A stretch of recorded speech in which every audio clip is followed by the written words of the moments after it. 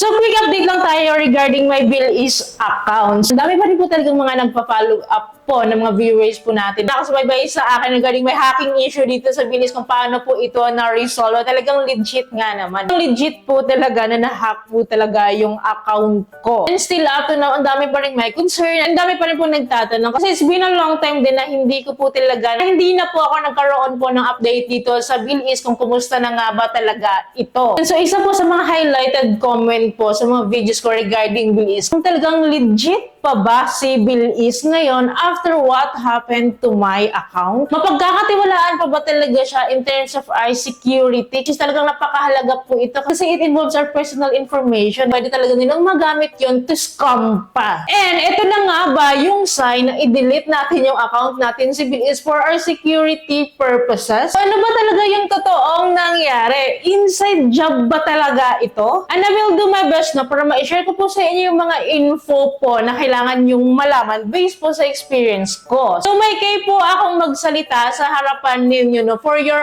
awareness. So hindi ko po dito sinisiraan si Bilis. Ako po ay isang loan reviewer lang and unfortunately po mismo siya nangyari sa akin itong hacking account na ito which is si Bilis pa. And which is a very legit loan app which is sabi nyo nga diba best loan app ever. Ano nangyari sa akin yung hacking? Nangyari sa akin yung weak customer service nila. Sa unang settlement ko sa kanila, wala akong nakuhang response. So, hindi ko talaga kayang ipaglaban si Bilis as one of the best loan app ever. Kasi kung kayo din sa kalagayan to guys, kayo yung na-hack yung account nyo, nalimas yung loan offer nyo worth 34,000, saan mo kukunin yun? Sa hirap ng buhay ngayon, babayad ka ng utang na hindi mo naman inutang. Napakasakit nun sa damdamin ko. I'm still gentle handling with these issues po talaga kasi ang dami kong kinoconsider eh. Hindi kasi maayos guys kung bugso lang din ang damdamin ko yung papailan ko. Kaya I need to trust the process. Though ang haba talaga guys ng proseso, umabot po siya ng 1 month po mahigit. Umabot po siya ng 1 month po mahigit bago pa po siya ma-settle. So dumaan na po yung due date ko. Ito, nagka-overdue na po ako dito sa Bilis. Kasi nga naman, ayoko nga pong bayaran yung payment due na yun. Kasi hindi ko nga po inutang yun. So ang dami ko na pinaglaanan dito sa Bilis guys. But I'll keep you still updated pa rin naman sa ganap dito kay Bilis kasi patuloy ko pa rin talaga siyang kinikilala at inaalam after what happened to my account. So first sa tanong nyo, legit pa ba si Bilis utangan? Tsaka legitimacy lang din naman kasi ng loan app na ito. Of course, po tayo yung question dyan. Regulated po ito ni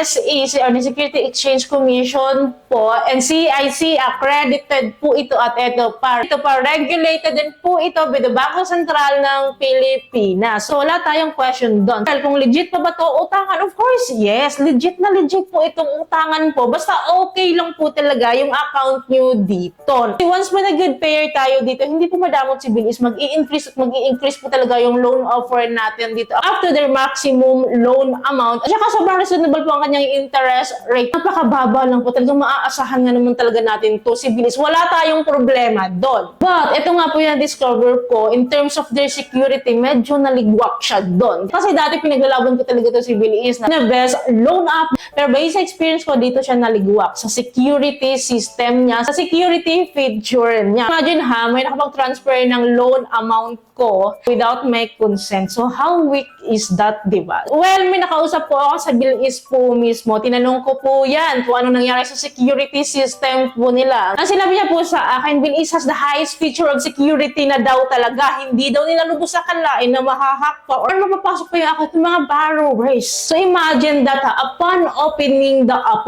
diba, meron silang pag ganyan, 4-digit PIN security at saka fingerprint. So, pinili ko po yung fingerprint. Kasi nag-iisa lang yung fingerprint ko, diba? Unlike kasi kapag 4-digit PIN yung pinili ko dito, pwede siyang hulaan kasi number lang siya. So, ganun nga nangyari pero wala pa din. Napasok pa din talaga yung account ko. Kaya usually kasi kapag may mga cash loan or mga money transfer po sa isang loan app, diba usually dadaan ka sa facial verification at saka sa OTP. So, wala po ako na-receive sa mobile number ko po mismo na OTP. Hindi ko rin po alam paano po nakalusot yung facial verification na yon. Pero sabi po ng Bilis, sa akin pinalitan daw po kasi yung aking mobile phone number mismo sa account ko. Chinek ko nga po, meron pong bagong number na naka-register dito, which is not mine. So, dapat pumasok yung OTP. Di ba? Grabe ka unsecured yun. Actually, dumanan po ako sa cooldown period ni Bill is na na-freeze yung account ko. Kasi nga, maraming ang attempts sa account ko, di ba? Kaya na-freeze po yung account ko, hindi ko siya magamit, hindi ko po siya ma-cash loan. But, after that freezing period, agad-agad na-cash loan po yung loan offer ko. Kaya nga po, hindi ko masisisi yung iba dito na sinasabi nila na inside job ito.